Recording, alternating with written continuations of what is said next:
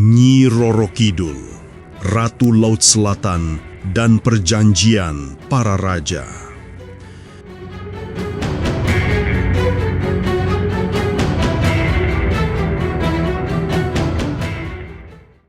Di kedalaman Samudra Selatan yang bergejolak, tersimpan kisah abadi tentang takdir, kutukan, dan ikatan suci yang mengikat dunia manusia dengan alam gaib.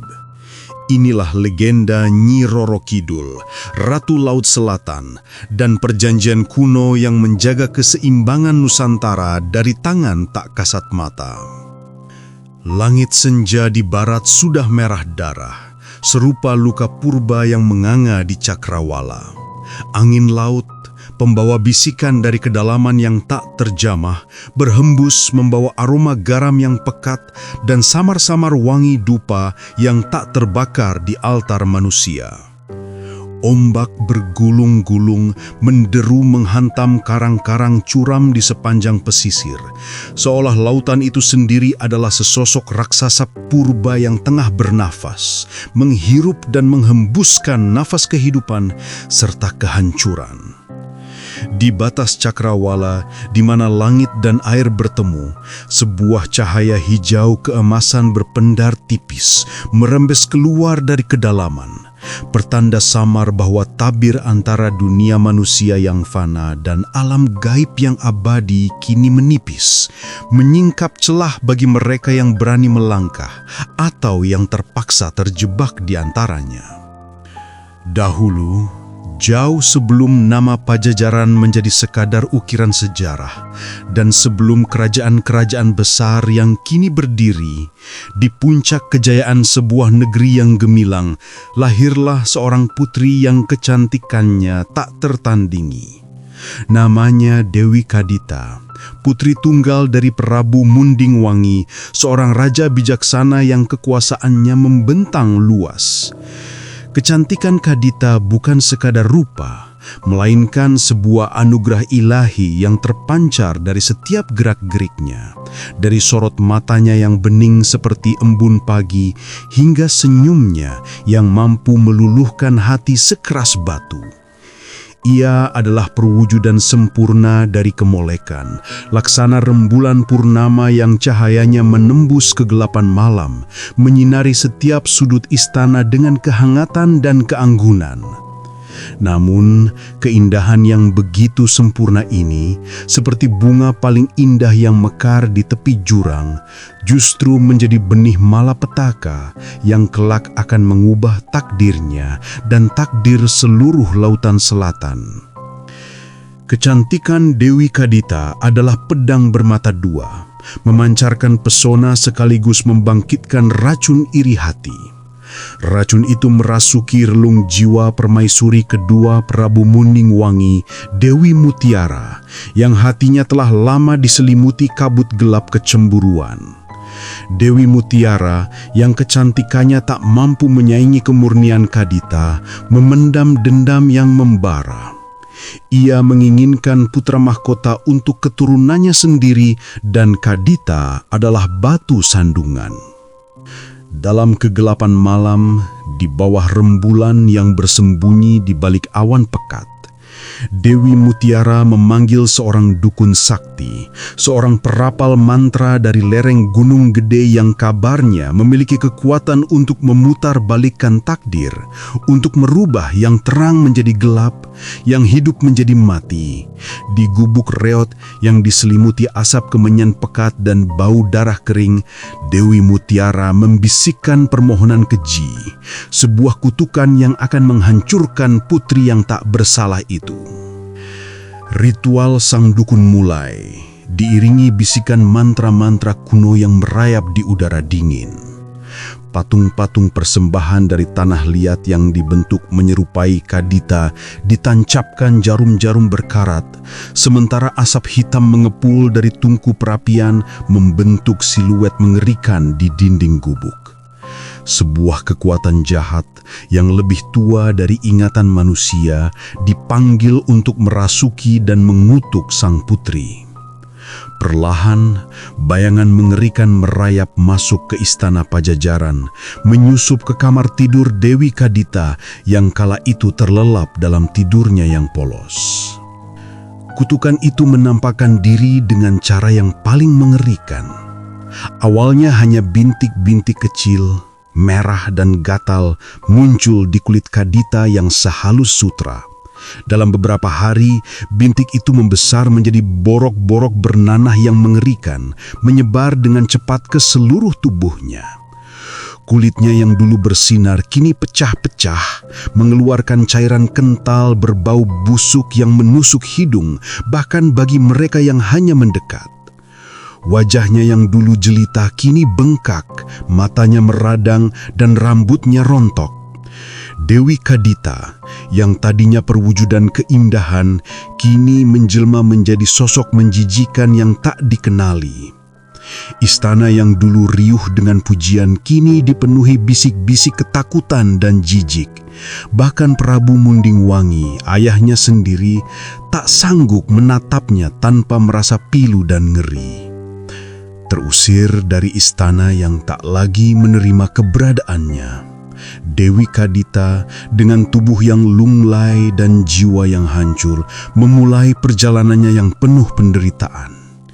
Ia berjalan tanpa arah, menembus hutan belantara, melintasi sungai-sungai berarus deras dan mendaki bukit-bukit terjal, hanya ditemani bau busuk dari tubuhnya dan rasa sakit yang tak berkesudahan.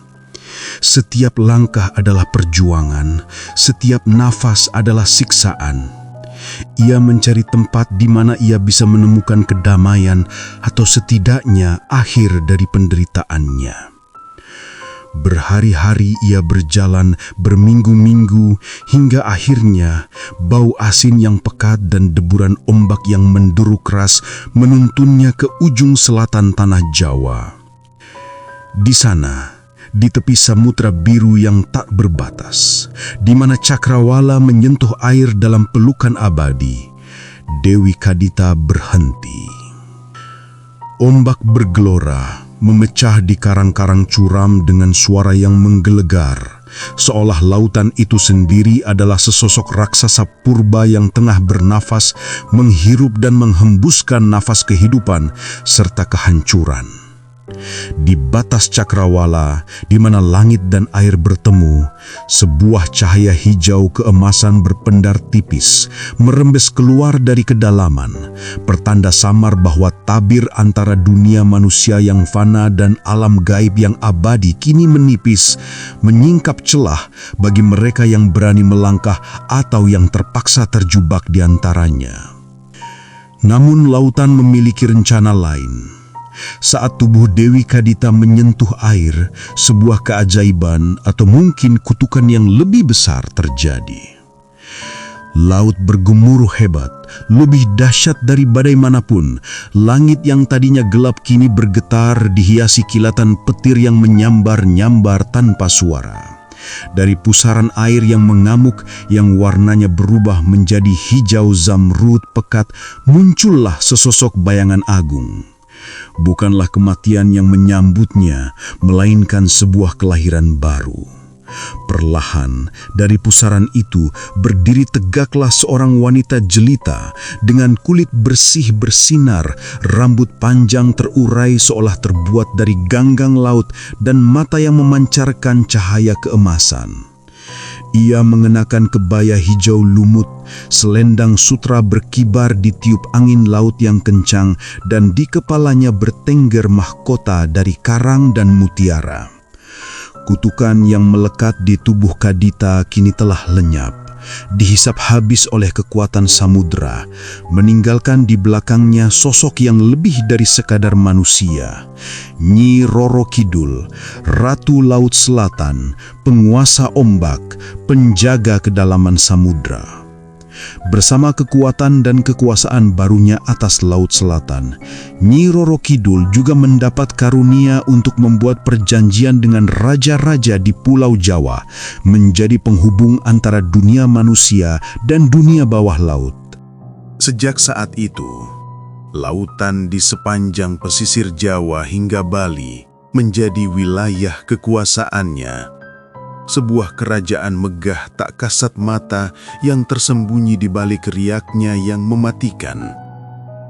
Di sanalah, tepat di antara pantai Parangkusumo dan dasar samudra, berdiri sebuah kerajaan megah yang sesekali terlihat sebagai siluet cahaya hijau keemasan berlapis zamrud dan mutiara dengan pilar-pilar dari karang hidup yang memancarkan cahaya kebiruan yang mistis. Gamelan halus terdengar samar dari kejauhan, bukan dari tangan manusia, tapi dari ribuan roh laut yang mengiringi sang ratu. Ribuan makhluk halus berwujud ikan raksasa, ular laut purba, dan wanita-wanita berselendang hijau menari di sekitar istana, menunggunya dengan setia. Dalam bisikan gelombang yang tak pernah berhenti, Nyi Roro Kidul bersumpah, ia akan menjaga keseimbangan antara dunia manusia dan dunia gaib, sebuah janji yang terukir dalam setiap tetes air laut. Selama manusia masih menghormati laut, menghormati adat leluhur yang mengikat mereka pada bumi, dan tidak pernah melupakan asal-usul keberadaan mereka. Namun, sumpah itu bukanlah tanpa syarat. Keseimbangan ini rapuh dan setiap pelanggaran dapat membangkitkan kemurkaannya, sebuah kekuatan yang mampu menelan seluruh daratan ke dalam jurang samudra.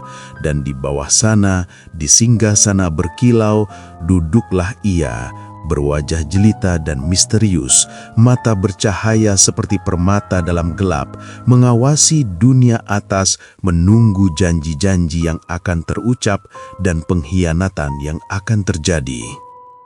Berabad-abad berlalu, waktu mengalir seperti air bah, menenggelamkan kejayaan Pajajaran dan melahirkan dinasti-dinasti baru di tanah Jawa.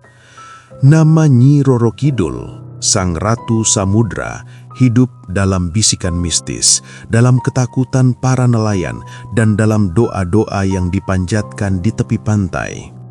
Kerajaan-kerajaan tumbuh dan tumbang, namun kekuasaan sang ratu tak pernah pudar, justru semakin kuat, menancap dalam sanubari setiap jengkal tanah yang bersinggungan dengan laut selatan. Di dasar samudra, di istana yang berlapis zamrud dan mutiara, Nyi Roro Kidul mengamati, seolah dari kedalaman ia dapat melihat masa depan dan merasakan getaran setiap perubahan di dunia atas.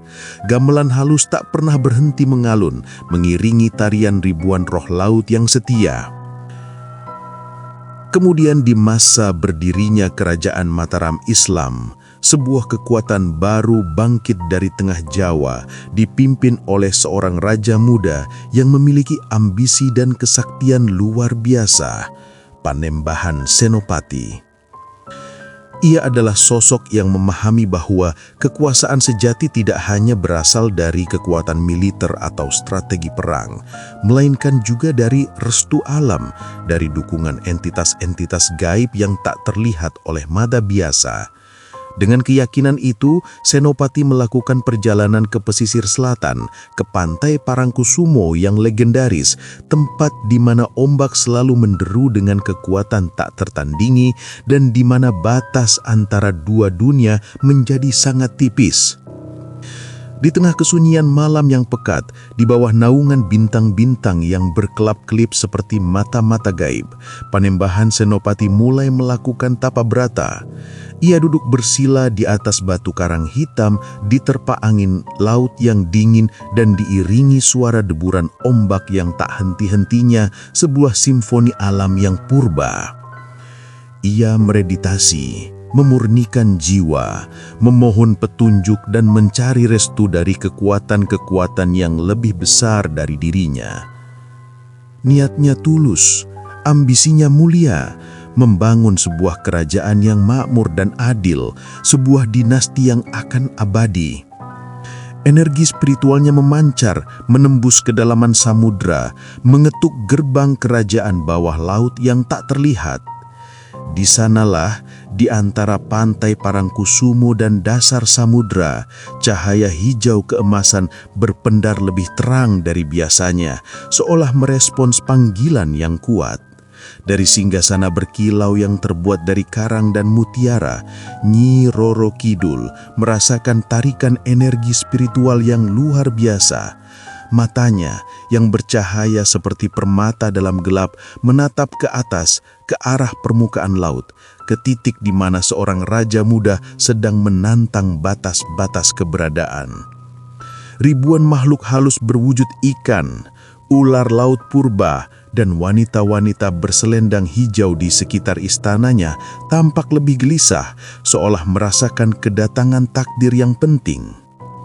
Dan kemudian di tengah meditasinya yang dalam, saat kesadaran Senopati telah mencapai puncaknya, sebuah keindahan gaib mulai terbentuk di hadapannya. Dari pusaran kabut tipis yang berbau melati dan laut, muncullah sesosok wanita jelita, berbalut kebaya hijau lumut yang memancarkan aura keramat. Rambutnya panjang terurai, hitam pekat seperti malam tanpa bulan, namun berkilau oleh cahaya bulan yang memudar. Sorot matanya tajam namun meneduhkan, mengandung kebijaksanaan ribuan tahun dan kesedihan yang tak terucap. Ia adalah Nyi Roro Kidul sendiri, Ratu Laut Selatan, yang menampakkan diri dalam wujud yang paling memesona dan berkuasa. Pertemuan itu bukanlah sekedar pertemuan biasa antara manusia dan entitas gaib, melainkan sebuah simpul takdir, awal dari perjanjian spiritual yang akan mengikat dua dunia, penguasa darat dan penguasa laut. Dalam keheningan yang dipenuhi kekuatan mistis, Nyi Roro Kidul berbicara. Suaranya seperti bisikan ombak yang merdu namun penuh kekuasaan. Atau mungkin ia berbicara tanpa suara, melalui pikiran yang menembus dimensi. Ia berjanji akan melindungi kerajaan Mataram dan keturunannya, memberikan restu dan kekuatan gaib yang tak terkalahkan. Namun, janji itu datang dengan syarat yang harus dipatuhi oleh para raja. Selama kalian menjaga hubungan dengan Laut Selatan, selama kalian menghormati keberadaanku dan tidak pernah mengkhianati perjanjian ini, Mataram akan berdiri kokoh, bisik Ratu Laut Selatan, kata-katanya bergaung di relung jiwa Panembahan Senopati. Jagalah alam, hormati adat, dan jangan pernah melupakan bahwa setiap kekuasaan di darat memiliki pasangan di laut. Aku adalah batas, aku adalah penjaga, dan aku adalah penentu takdir bagi mereka yang berani melupakan keseimbangan. Panembahan Senopati dengan segala kerendahan hati dan pemahaman yang mendalam akan kekuatan di hadapannya, menerima perjanjian itu. Ia bersumpah atas nama Mataram dan seluruh keturunannya untuk selamanya menghormati Ratu Laut Selatan, untuk menjaga keseimbangan alam, dan untuk senantiasa mengingat ikatan spiritual yang baru saja terjalin. Konon, setiap penobatan raja baru di kerajaan Mataram dan penerusnya, sebuah fenomena gaib akan terjadi di Laut Selatan. Ombak di pantai Parangtritis, tempat Senopati melakukan tapa brata, akan berubah warna menjadi kehijauan yang pekat, memancarkan cahaya mistis serupa zamrud. Itu adalah tanda, sebuah penampakan diam-diam dari sang ratu sendiri yang datang untuk memberi restu kepada penguasa yang baru, mengesahkan janjinya dan mengingatkan mereka akan perjanjian suci yang harus dijaga. Cahaya hijau keemasan yang muncul dari cakrawala saat senja kini menjadi simbol bahwa pintu antara dua dunia terbuka dan Ratu Laut Selatan hadir dalam kemuliaan tak kasat matanya. Sementara itu, di balik keheningan malam yang meliputi dunia manusia, di dasar samudra yang tak terjamah oleh mata fana, istana bawah laut sang ratu bersinar bagai zamrud raksasa yang menembus kegelapan abadi. Di sana, di antara pilar-pilar karang hidup yang memancarkan cahaya kebiruan, Nyi Roro Kidul tetap bersemayam di singgasana megahnya. Matanya yang misterius terus mengawasi dunia atas, mengamati setiap gerak-gerik para raja yang terikat janjinya, menunggu setiap pelanggaran, dan menjaga setiap janji. Ia adalah bayangan di balik tahta, kekuatan di balik kekuasaan, dan rahasia yang tersembunyi di balik ombak yang tak pernah berhenti menderu, abadi dan tak tertandingi. Perjanjian antara Panembahan Senopati dan Nyi Roro Kidul bukanlah akhir, melainkan sebuah babak baru dalam jalinan takdir yang mengikat Laut Selatan dengan seluruh kepulauan Nusantara. Kekuatan dan legenda Sang Ratu tidak hanya berhenti di pesisir Jawa. Ia bagai ombak yang menyebar, membawa pengaruhnya jauh melampaui batas-batas Mataram, merambah hingga ke semenanjung Nusantara, menanamkan jejak spiritualnya di setiap pantai, di setiap hati pelaut, dan di setiap mitos yang diwariskan turun-temurun. Ia adalah benang tak kasat mata yang menjahit pulau-pulau, menyatukan budaya-budaya yang berbeda dalam satu kepercayaan mistis yang sama. Di Bali, Pulau Dewata yang diselimuti kabut spiritual dan wangi dupa, Nyi Roro Kidul dikenal dengan nama lain Ratu Ayu Mas Meketel. Ia adalah penguasa pantai selatan, sebuah entitas gaib yang dihormati dengan khusyuk oleh para pemangku pura laut. Di pura-pura seperti Uluwatu dan Tanah Lot yang berdiri gagah menantang ombak samudra, para pendeta dan masyarakat memanjatkan doa, membakar sesaji, dan melakukan ritual persembahan untuk menenangkan Sang Ratu. Mereka percaya bahwa Ratu Ayu Mas Meketel adalah penjaga keseimbangan antara daratan dan lautan, penentu keberuntungan nelayan, dan pelindung pulau dari amukan badai. Kisah-kisah tentangnya bercampur dengan legenda Batara Baruna, dewa laut Hindu, menciptakan lapisan kepercayaan yang kaya dan kompleks. Para pemangku pura seringkali menceritakan bagaimana ia muncul dalam wujud ular laut raksasa atau seorang wanita bermahkota mutiara, mengingatkan mereka untuk selalu menjaga kesucian laut karena di sanalah bersemayam kekuatan yang dapat membangun maupun menghancurkan. Setiap ritual yang dilakukan di pura-pura laut adalah sebuah pengulangan janji kuno, sebuah upaya untuk menjaga ikatan suci yang melampaui waktu. Menyeberang ke Pulau Sumatera, di pesisir Minangkabau yang kaya akan cerita pelayaran dan perdagangan, Nyi Roro Kidul dikenal sebagai Bundo Kanduang Lautan. Bagi para pelaut Minangkabau yang berani mengarungi samudra luas dengan perahu-perahu tradisional mereka, Bundo Kanduang Lautan adalah penuntun arah angin, penjaga badai, dan pelindung mereka dari mara bahaya di tengah lautan yang tak terduga. Sebelum berlayar, mereka akan melakukan upacara kecil, mempersembahkan kain kuning dan bunga-bunga ke laut, memohon restu agar perjalanan mereka selamat, agar jaring mereka penuh ikan, dan agar badai tak pernah menelan perahu mereka. Kisah-kisah tentang Bunda Kanduang Lautan seringkali bercerita tentang seorang wanita tua yang bijaksana, atau seorang gadis jelita yang muncul di tengah badai, menenangkan gelombang dengan lambaian tangannya, atau menunjuk arah pulang bagi perahu-perahu yang tersesat. Ia adalah manifestasi dari roh laut yang lebih tua dari ingatan, yang mewakili kebaikan dan kemurahan hati samudra, tetapi juga kemurkaan yang dapat datang tanpa peringatan jika manusia lupa akan kerendahan hati.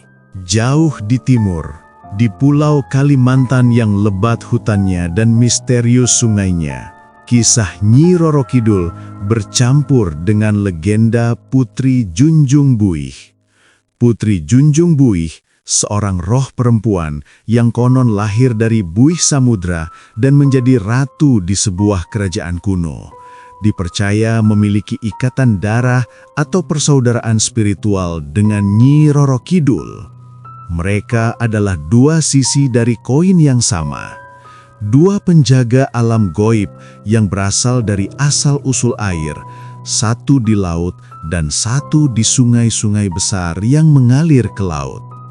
Masyarakat setempat percaya bahwa kedua entitas ini berbagi kekuatan untuk menjaga keseimbangan ekosistem air dari hulu sungai hingga kedalaman samudra. Persembahan dan ritual juga dilakukan di tepi sungai dan danau, menghormati roh air yang diyakini masih bersaudara dengan Ratu Laut Selatan, memastikan bahwa alam tetap lestari dan tidak ada bencana yang menimpa.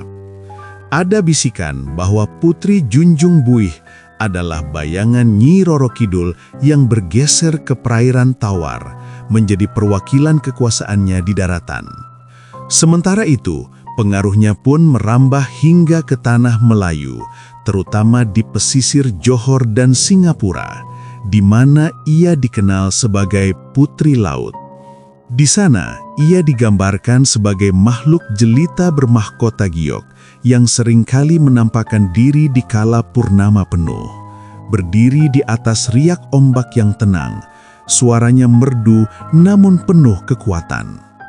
Konon, Putri Laut ini muncul untuk menenangkan badai yang mengamuk, menyelamatkan kapal-kapal yang nyaris karam, atau justru untuk menguji kesetiaan dan keberanian para raja dan para nahkoda yang berlayar di perairannya.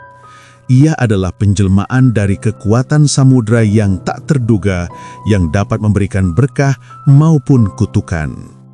Para nelayan dan pelaut Melayu seringkali bercerita tentang penampakannya yang singkat namun memukau, meninggalkan jejak cahaya kehijauan di air, sebuah tanda bahwa ia telah lewat dan bahwa keseimbangan alam sedang diawasi oleh mata goibnya. Setiap versi kisah ini mungkin berbeda dalam detailnya, dalam namanya, dalam wujud yang ia kenakan, atau dalam ritual persembahan yang dilakukan. Namun, semua narasi itu menunjuk pada sosok yang sama, Ratu Selatan, penguasa lautan yang perkasa, yang menjaga keseimbangan krusial antara kekuasaan laut dan daratan. Ia bukan hanya sekadar mitos kuno yang diwariskan dari mulut ke mulut, ia adalah simbol abadi dari kekuatan feminin yang tak tertandingi, penjaga takdir yang menentukan alur sejarah manusia, dan pengikat spiritual yang tak terpisahkan antara raja-raja Nusantara dengan alam semesta. Di dasar samudra, di istana yang bersinar bagai zamrud di tengah kegelapan abadi, Nyi Roro Kidul masih bersemayam, abadi dalam kekuasaannya, mengawasi setiap janji yang terucap dan setiap pelanggaran yang terjadi. Ia adalah gerbang antara hidup, mati, dan keabadian. Dan selama ombak masih menderu di pesisir selatan, kekuasaannya akan tetap tak terbatas, menanti saatnya untuk kembali menampakkan diri atau untuk menagih janji yang telah lama diucapkan.